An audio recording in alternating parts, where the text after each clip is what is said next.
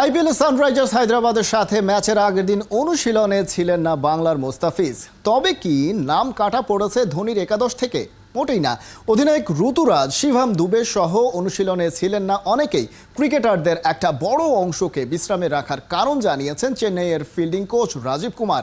তবে দীর্ঘ সময় নেটে ব্যাটিং করেছে মহেন্দ্র সিং ধোনি।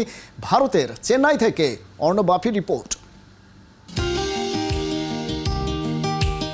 দুর্দান্ত ঢঙে আসর শুরু করা বিকাশে কম খরচে ক্যাশ আউটের লিমিট বেড়ে 50,000। প্রিয় এজেন্টও 2টা। চেন্নাই সুপার কিংস এবার অনেকটা নতজানু। ঘুরে দাঁড়ানোর বদলে খেয়েছে টানা 2 হোঁচট। যদিও সবকিছু শেষ হয়ে যায়নি এখনো, ধ্বংসস্তূপে রক্ত গোলাপ ফোটাতে পারলেই ফের কিংসদের মাথা হবে উঁচু। সেই সামর্থ্য অবশ্য চেন্নাইয়ের আছে। রাজাদের রাজার মতো প্রত্যাবর্তন করতে আছেন এক মহারাজ, বিশ্ব ক্রিকেটে যিনি ক্যাপ্টেন কুল, আর আইপিএলে মহা গেম চেঞ্জার।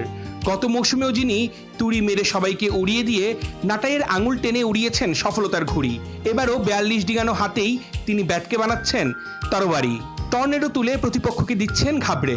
ম্যাচের আগেও তার ব্যতিক্রম হলো না, নিজেকে সানিয়ে নিলেন মহা অস্ত্রে।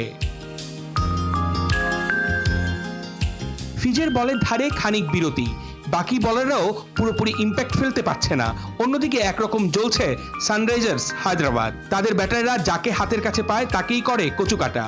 তবুও আছে কথা, ফিজের মেন্টর ধোনি তো কাটা দিয়ে কাটা তুলতে জানেন, বোঝেন কোন মন্ত্রে সব পরিসংখ্যান উল্টে ফিরে আসতে হয়। হায়দ্রাবাদের সাথে ম্যাচের আগের দিন মোস্তাফিজ বিশ্রামে থাকলেও ঠিকই থাকবেন শুরুর একাদশে। Very skillful bowler. But most of it not practiced today, so he is in best 11. Yes. But not practicing today. Playing 11 will decide tomorrow, but he is one of our main bowlers. Yeah, he had a good practice yesterday. So we decide playing 11 according to the pitch. So all our 25 players are main players, so it's no difference. Point টেবিলের ব্যবধানটাও বেশ। হায়দ্রাবাদ যেখানে 3-এ, মাহির দল সেখানে 6-এ। তবে 8 ম্যাচে হায়দ্রাবাদ জিতেছে 5টায়, একই সংখ্যক ম্যাচে ধোনিরা হেরেছে 4টায়। মারকুটে বাঘা ব্যাটারের বিপরীতে ধোনির সম্বল, প্রজ্ঞা আর ঠান্ডা মাথার কৌশল। এবার লড়াইটা হবে তাই মাথা আর ব্যাটে। দেখা যাক আসলে কে জেতে। এই ম্যাচটা মুস্তাফিজের জন্য খুব গুরুত্বপূর্ণ, আত্মবিশ্বাস ফিরে পাওয়ার জন্য।